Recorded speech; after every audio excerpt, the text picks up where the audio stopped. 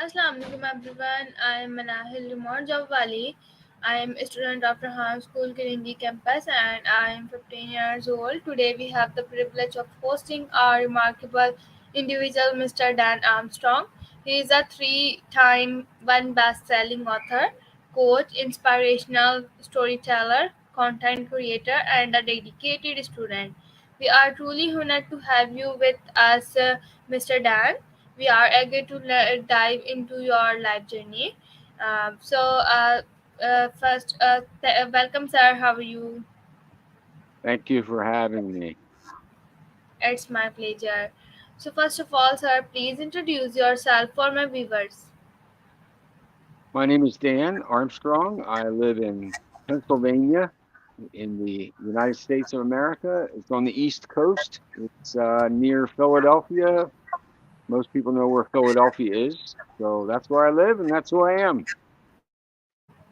All right, sir. Thank you so much, sir, for your introduction. So now let's move on to questions. My first question is on your screen.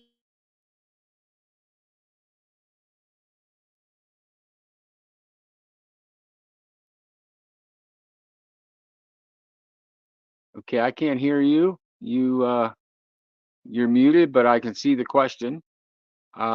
My background, I was raised in a family of 5 children, and we we always had books in our home. I wasn't always I couldn't speak that well because I was born with a cleft palate, which is a birth defect, and they couldn't quite fix me. So I learned to stay quiet and read a lot more than talk like most children would. So I really loved getting into books and reading stories, how characters and people in the books developed and how they communicated with each other. So eventually I began to speak more and get better at talking. I wear a prosthesis to help me speak. So I was bullied a lot as a younger man, as a boy. I was bullied quite a bit.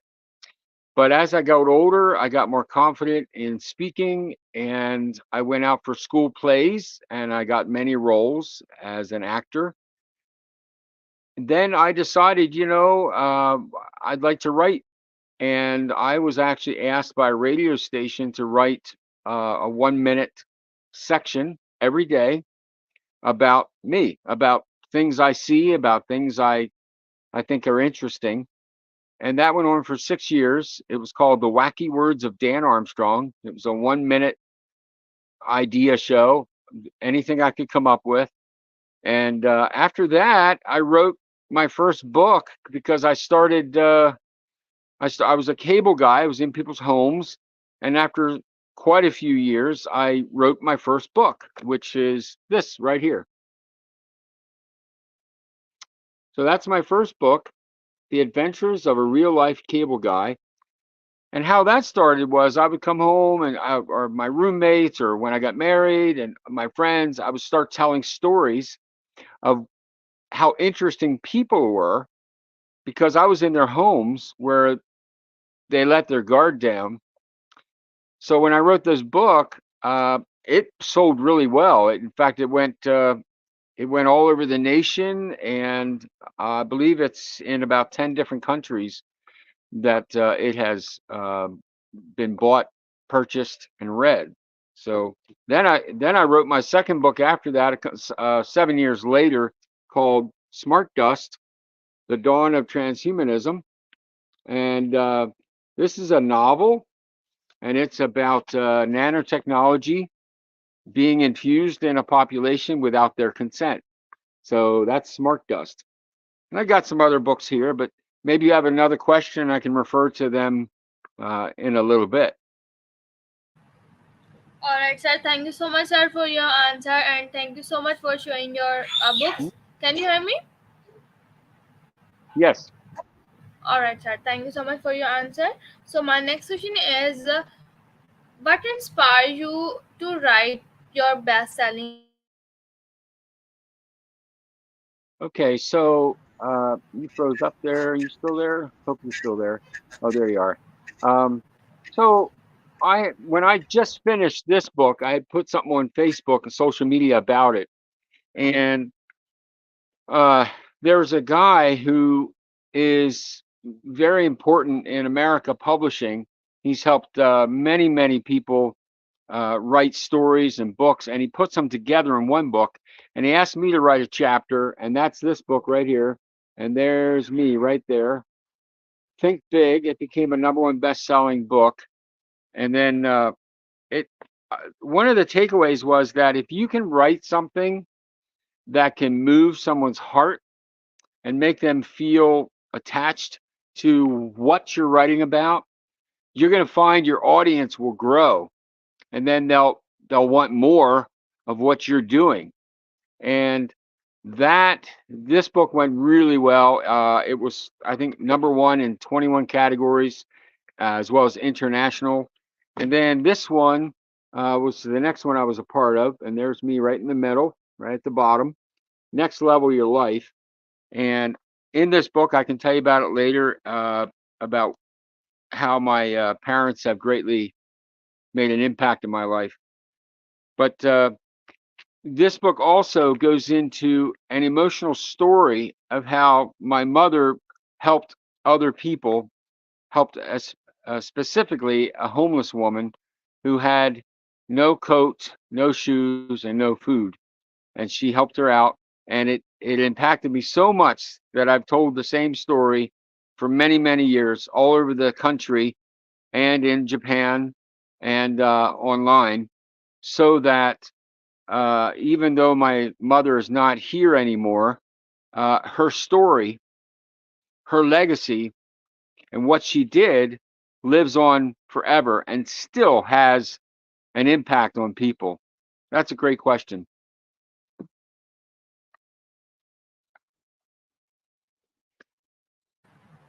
Alright, sir. Thank you so much, sir, for great answer. So now let's move on to next question. My next question is, how do you balance your roles as a coach, author, and content creator?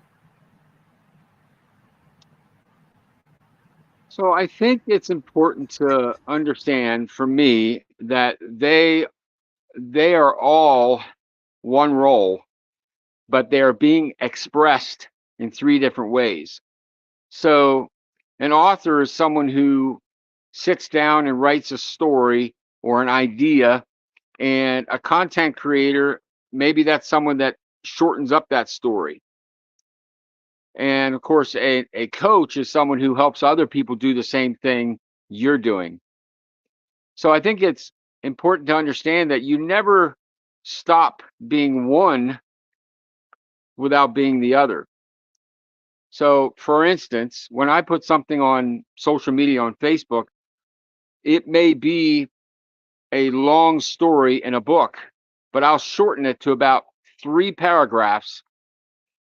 And in doing so, I will inspire or help other people. So, what happened there was I was a writer, I was a content creator, and I was a coach all in one role or one way of speaking to an audience.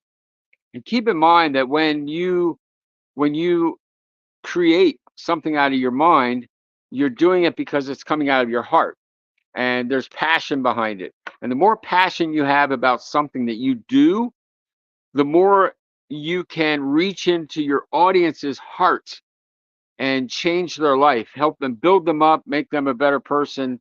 Uh, what you're doing, Manahil, is reaching out to other people with your passion, with your heart and your soul. And you are having an impact in many people's lives all over the world, whether you realize it or not. So I would say the balance is rather easy for me because it's really all in the same thing, just characterized in three different words.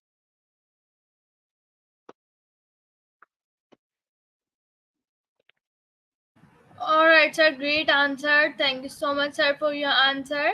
So Mhm. my next question is, how do you stay motivated and maintain a positive mindset in your work?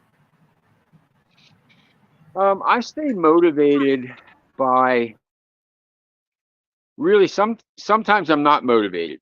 Okay. So let's just be honest. There are times when you feel like I'm not doing anything today, and sometimes you just don't. So that's the short answer. Now, but the majority of the times I will look at what I have done in the past and say to myself, sometimes I'm my best coach. I'll say to myself, wow, I've written two books on my own. I've been part of two other books. My book, Smart Dust, is an audio book. It's on iTunes and Audible, and it became a bestseller. So that was my third bestseller title, and I truly believe another book that's coming out soon will be a bestseller that I helped co-write. And I think when I look at my list of what I've done in the past, it helps me motivate towards the future. It's like gasoline, and I got to get somewhere. So what what is the fuel that'll get me there? And most times it's something that I've already done, but also it is something that I'd like to do. So there is the push of the past, but there's also the pull of the future.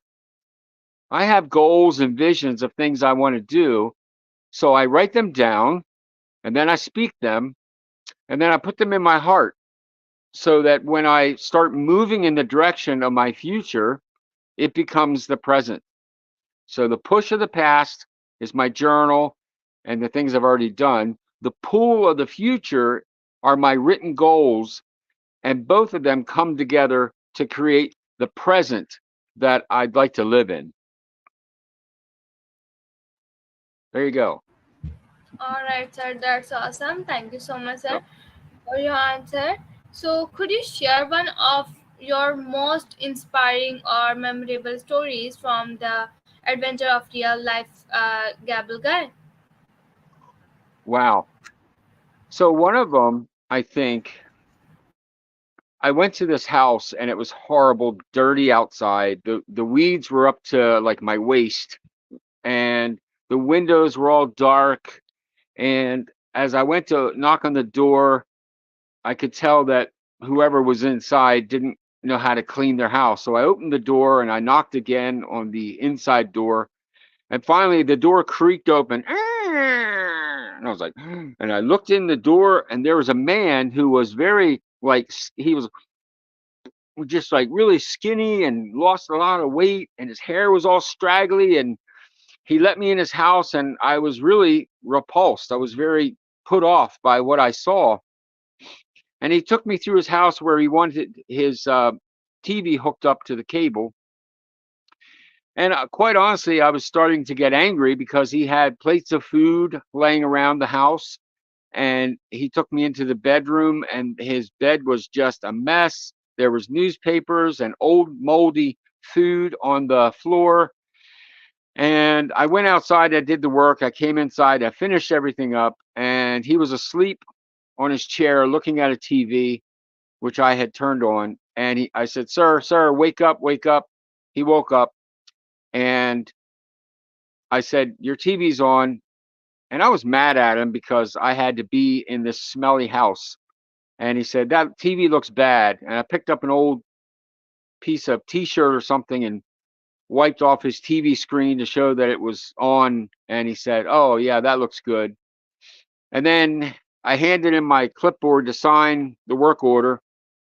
And I was about ready to say, just keep the pen, because I didn't want it back.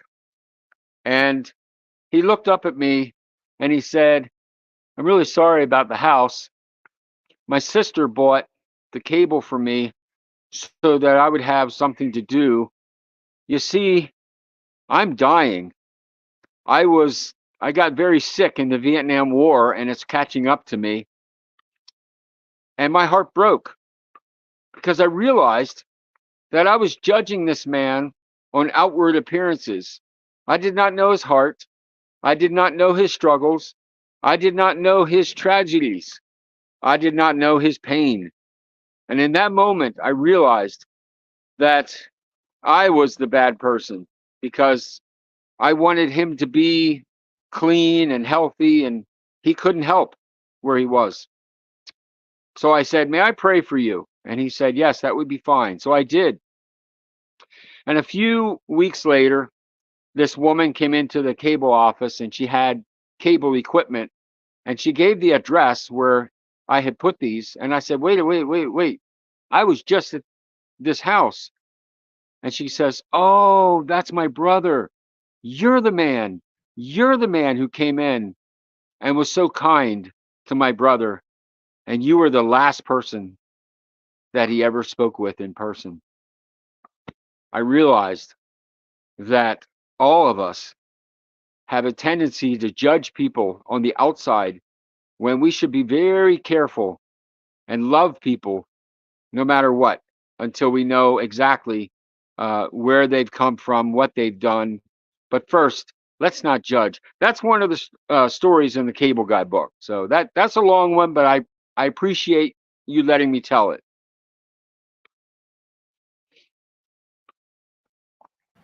All right, sir. Thank you so much for sharing your answer. Wonderful answer.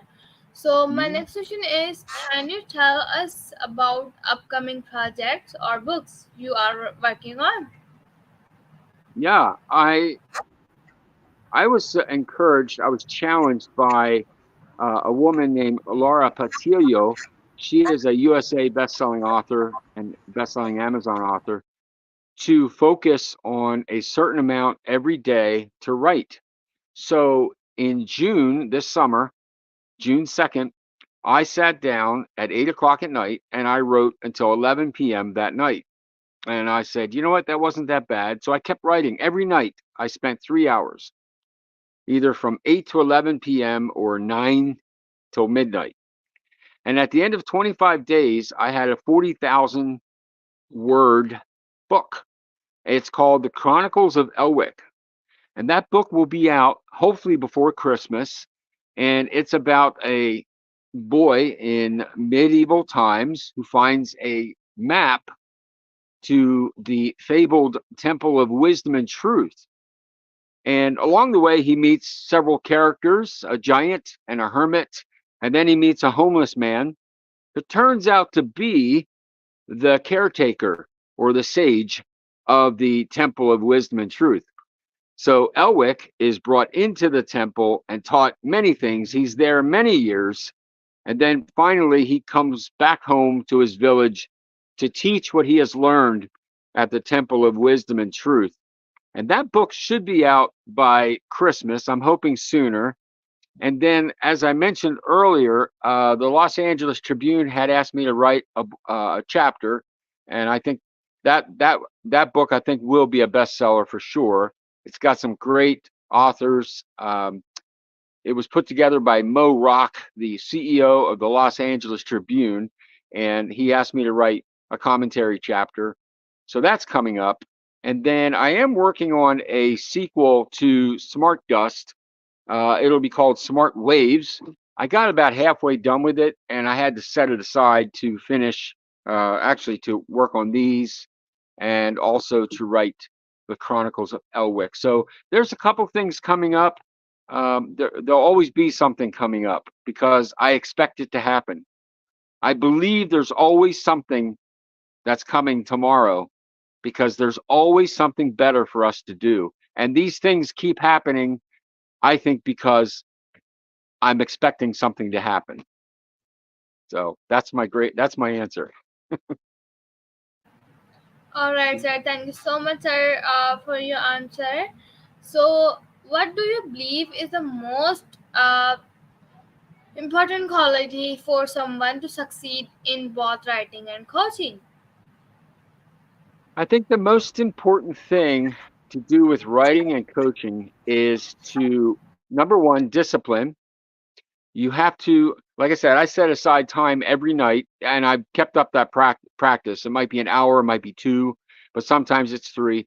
Discipline in setting aside a time in the day when you are most productive with your talent. So if your talent is writing, then for me, at late at night is the best time because that's when nobody's making noise, everyone's quiet. I can put some headphones on and I can write. For coaching, one of the things you want to do is you want to be sincere. You don't have all the answers. A good coach is someone who asks evocative questions like, what if this would happen? what what would that mean to you? Or if this is where you want to go, what do you think would be the first step? And then by using their answers, you can better build a guideline or a blueprint for where they want to go. So both of them come down to understanding who your audience is, but secondly, it's understanding who you are.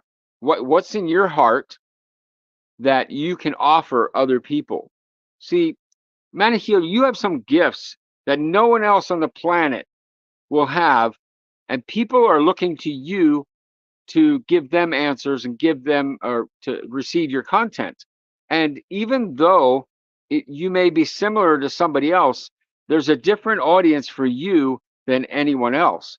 And that's true for all of us. I will have an impact on some people, but other people could care less. Who cares what Dan Armstrong says? But other people will be very happy to hear what I have to say because it's just the expression of my heart. So overall, I think it comes down to discipline, your passion, and your heart. All right, sir. Thank you so much, sir, for your explaining. So, Hmm. my last question is what advice do you have for aspiring authors and content creators? I think advice for authors, with discipline and passion. I think it's important not to imitate somebody else. Be who you are. The more that you are writing from your heart, the more your impact will be in the sense that people will know that you are authentic, that you are who you are, not somebody else. Don't imitate other people. Don't think that you have to be as good as someone else, and don't think that you're worse than someone else. There's always someone better than you, and there's always someone worse off than you. So don't worry about that on either side of you. Just focus on this. Don't worry about that. Worry about this. So I think the more you focus on what can I do with what I have from where I am, that's the question you ask yourself. Don't worry about the other guy. These other authors and content creators are so much better than me, but I don't worry about that. I say, you know what? This is my path. I'm on my own journey. Just like you are on your own journey, I'm on my own journey. So I'm a lot older than some of these other authors, and there's other authors who are older than me that are writing right now, and I can't worry about them. So my advice to authors and content creators is to be true to your mission, your vision, your passion, your heart, but get it disciplined. Do it now. Stop putting off the things you want to do. Do it now. Start right now. All right, sir. Wonderful advice and wonderful answer. So, You're, thank you so much, sir, for sharing your inspiring journey and you're valuable welcome. insights with us today. Your stories and wisdom have been truly enlightening, and we appreciate your time and the opportunity to learn from you.